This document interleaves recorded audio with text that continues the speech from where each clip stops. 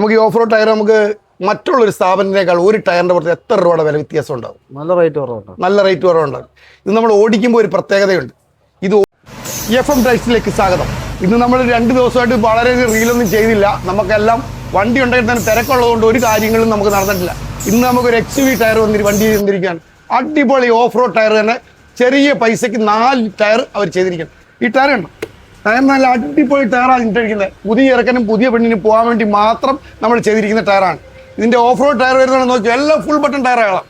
അവരിത് ഉദ്ദേശിച്ച് നമുക്ക് അവരോട് തന്നെ വയ്ക്കാം. ബാ, എൻ്റെ തിരുവനന്തപുരം ചങ്കി ചുട്ടു ചോദിക്കട്ടെ, എവിടുന്നാണ് വരുന്നത്? കൊല്ലം. ഇത് എവിടുത്തെ പയ്യനെ എവിടുന്നുള്ള വണ്ടി ചെയ്ത്? തിരുവനന്തപുരം. ഇത് ഓഫ് റോഡ് ടയർ നമ്മൾ എത്ര മാസം കൊണ്ട് നമ്മൾക്ക് ചോദിക്കുന്നുണ്ട്?